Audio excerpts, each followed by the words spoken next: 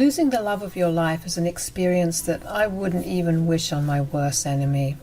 I'm Gina, and I had the misfortune of losing my husband only 2 years after getting married. To be honest, I had a great life with him. I had just quit my job due to my risky pregnancy and was really looking forward to welcoming my daughter into our lives. But fate had other plans in mind. My husband got diagnosed with cancer when he was in the final stage. He struggled for 3 months before the horrible illness took him away from me. During this time, we had to move in with my mother-in-law, Ellen, and father-in-law, Luke. They tried their best to support us, although I was the one taking full care of my husband. Still, we were grateful to have them house us when we couldn't afford rent anymore.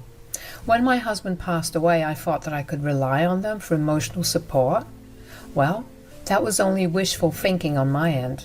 As soon as my husband's funeral was over, Luke and Ellen started to treat me horribly. They even called me and my unborn daughter names because they considered us burdens.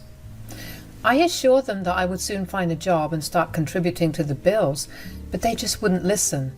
Guys, they were not hurting for money. All their bills were being paid by my sister-in-law, Kathy, who had a very good job. Still, my in-laws were adamant that I was a burden and didn't deserve their help anymore. They said, "You better start looking at other options because I won't have a stranger living with us." "I'm not a stranger, Luke. I'm your own daughter-in-law." "Well, our son is not alive anymore, is he now? So you are nothing to us anymore too." "Guys, I understand that you don't want me in your house. I promise I will move out after getting a job. Please just let me stay here for a few days until the baby's born. You know this is a risky pregnancy." "In that case, you better lose the child." My spine chilled at what my father-in-law said. I had expected Ellen to intervene and tell him off, but she seemed to agree with him. They told me how this would be the best option since they didn't want any responsibility for the child. Not that I was asking them for anything. Things escalated when they drove me to an abortion clinic while telling me that they would take me for a health checkup. I kicked up a storm and left on my own. When I went back to the house, I was a crying mess and severely traumatized by Luke and Ellen trying to force me to abort my child. When they returned home, they said, "Why the hell did you run away from the clinic? We told you that you absolutely have to have an abortion." "Why are you doing this to me? I cannot abort my child. I will never do that." "We don't care, Gina. We are not going to take care of you and your child. Our son is dead, so you are not our problem anymore. The baby I'm carrying is your granddaughter, guys. How can you even think about doing this? I am not getting an abortion no matter how hard you try." "In that case, you better see yourself out. We will not have a stranger and her unwanted child living with us." I felt like I was hit with a ton of bricks. It hadn't even been a month since my husband died, and my in-laws wanted to kick me out. Ellen held me by my elbow and dragged me out of the house before I could do anything. Besides, I was outnumbered 2-1 and didn't want to risk hurting my child. All I could do was stand on the porch and cry while I said, "What? You're kicking me out? But I have no money. I gave you whatever was left because you said you paid for some hospital bills out of your pocket. Where will I go now? We don't care what happens to you. You have no place in our lives now that my son is dead. You better take you and your kids somewhere else." "You would do this to your own blood? This child is also your family, you know. I might be no one to you, but the child is your granddaughter." "We never wanted a granddaughter anyway. We won't allow you to use your child to weasel back into our lives. If you don't want to abort your child, you can die along with it." Those were some of the last words that my mother-in-law and father-in-law spoke to me before closing the door on my face. I was already a crying mess and didn't know what to do. They kicked me out without even letting me get my clothes and stuff from the house. Hell, I didn't even have the documents that I needed. I felt so broken and helpless at that moment. I sat on the porch crying for about 20 minutes before Gina and Luke told me to leave. They said, "Why the hell are you still here? I told you to get off my property." "Please don't do this to me. I have nowhere to go. At least let me stay here until I get a job and move out." "You have already mooched off of us enough. It's time you leave and never come back. If you don't leave immediately, I will be calling the cops." "Things will get even worse when we call the cops on you. If you know what's best for you, you need to leave." That was what it took for them to get rid of me. I knew they were serious about calling the cops. I also doubted how much the police would side with me since my name wasn't on the lease. I was a sobbing mess and scared for mine and my kids' safety, so I did what I could in the situation and started to walk away. After walking for about 3 blocks, I knew what I had to do.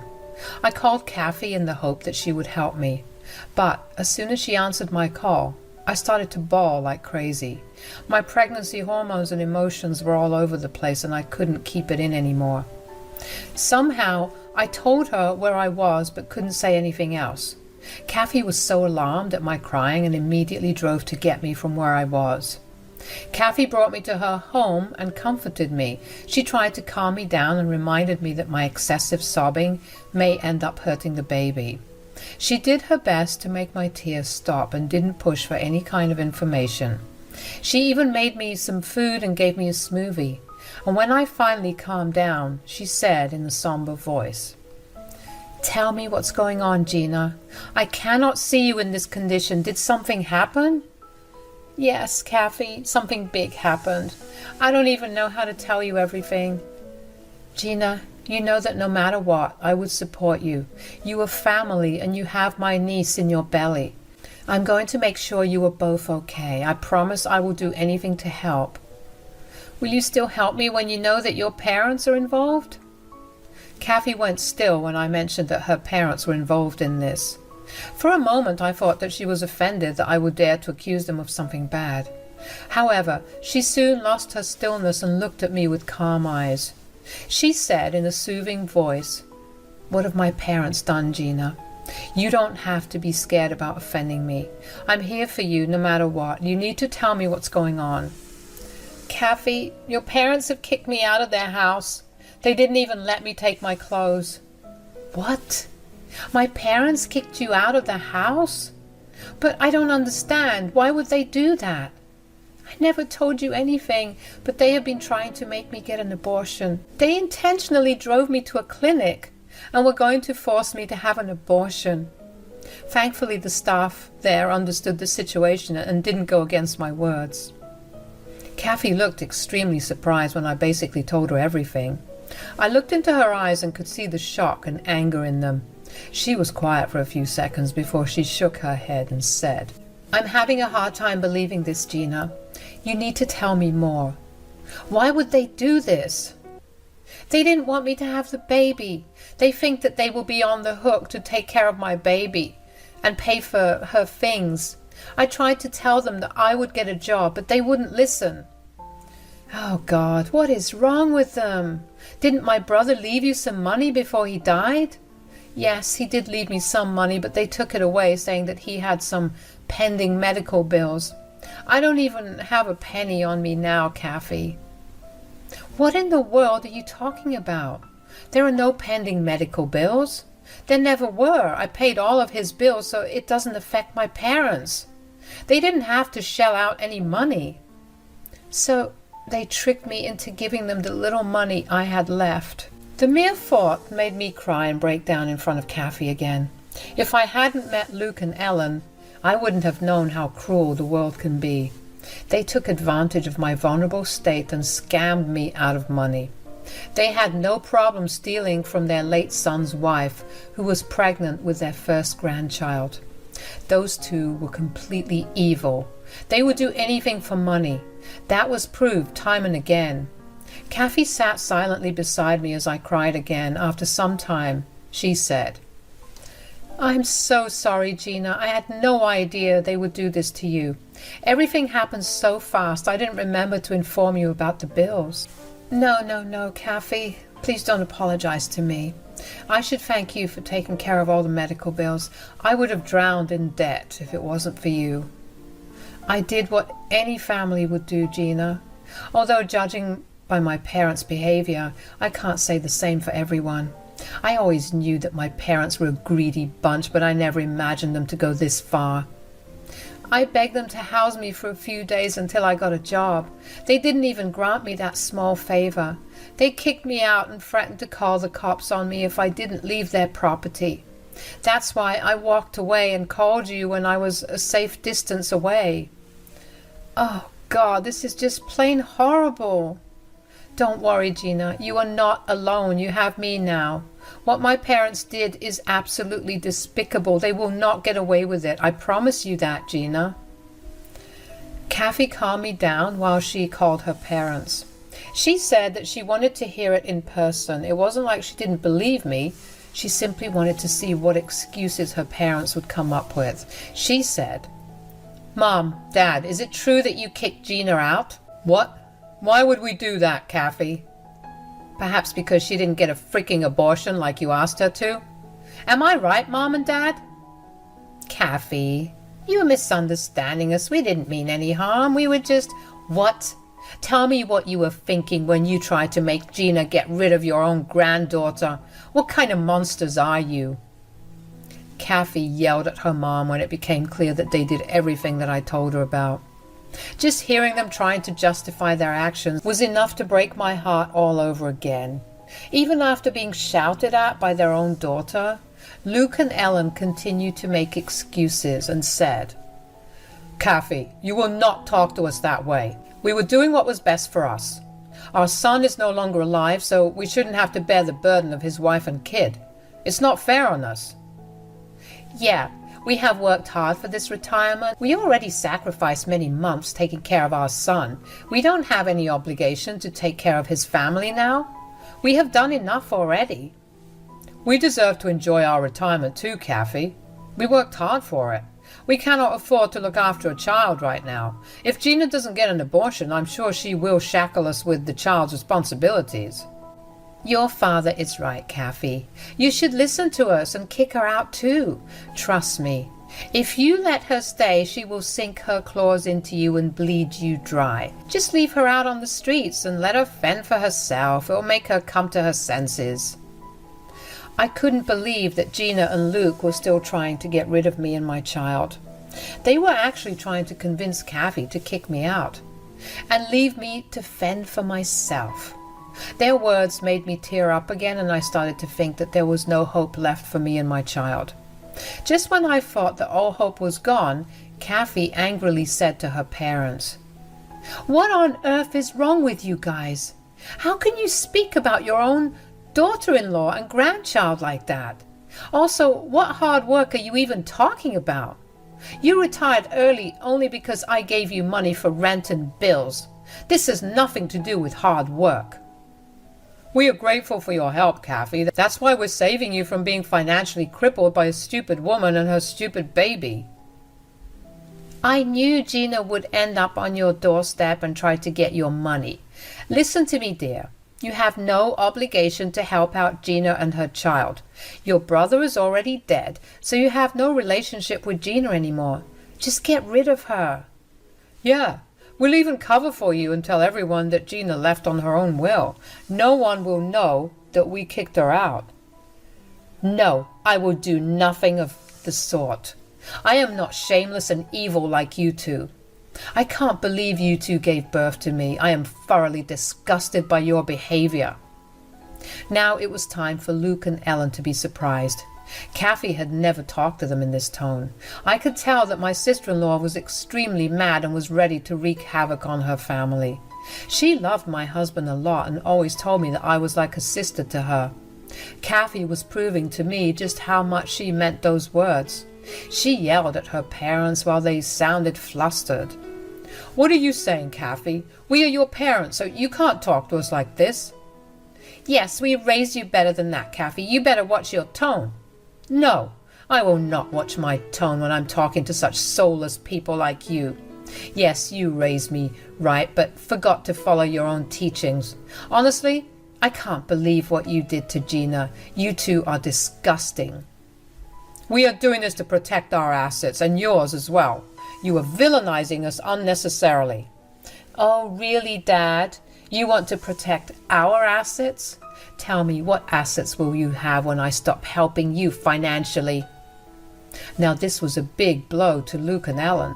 They had never imagined that their own daughter would threaten to pull out her financial assistance for me. I was also surprised that Kathy was willing to take such a stand for me. Luke and Ellen absolutely refused to believe what Kathy was saying. They said, "What are you talking about, Kathy? Are you threatening us?" "I'm not threatening you, Dad. I'm telling you what I will be going to do." "Are you saying that you will cut off your financial assistance for that stupid woman?" "She is not stupid, Mom, and yes, I will do exactly that. Gina and my niece need me more than you two, who are perfectly capable of taking care of yourselves." "Kathy, you can't do this. Listen to me." "No, I'm done listening to you guys. You have already taken advantage of me. I won't let you do that anymore. Gina and my niece will get my help now. Looks like you will have to come up with the money for your rent and bills now." Luke and Gina were stunned and weren't expecting their day to turn out horribly wrong. What started off as a mission to kick me out ended up being a trap for them to lose their own house. The duo were now trying to backpedal and said, "You're being very unreasonable, Kathy. Fine, if you want to help them out so badly, we will take Gina in. Just send her over. We will figure things out." "Yeah, we will manage somehow. Gina can come back and stay with us. We won't push her to get an abortion or something." "I don't know about that. Gina, what do you think?" Now, Kathy was letting me take the stage and set things in place. She was smiling at me and hinting that it was my time to make Luke and Ellen pay for what they did. So I calmed myself down and said, "I don't know what to think. Luke and Ellen behaved horribly with me. They didn't even apologize to me for their behavior." "You hear that, Mom, Dad? It's such a shame that you didn't even apologize." Okay, Gina, we apologize for what we tried to do. We take it all back." "Yeah, we're sorry, Gina. Why don't you come home so that we can make it up to you?" "I don't know, guys. I also can't get over the fact that you scammed me out of my late husband's money, even though Kathy had paid all the bills." "Oh, yes, we can't forget about that one. What was that all about, Mom, Dad? Why don't you hurry up and send money through PayPal?" Luke and Ellen were slowly getting trapped in their own sick and twisted plan. I took this opportunity to get back at them for all this stress and trauma that they put me through. And I wanted my money back as well. They didn't deserve to take my money when they did nothing for my husband whatsoever. Luke and Ellen immediately sent the money back after hanging up on us. Then they called Kathy back and said, "There, I sent Gina the money back. All is good now." "We can just go back to how things were. I was actually thinking about setting up a nursery in Luke's study. Gina can decide everything when she comes back." "Hold on, guys. Gina hasn't said if she wants to forgive you."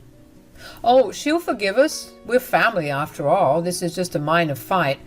I'm sure we will come back stronger from this, isn't it, Gina?"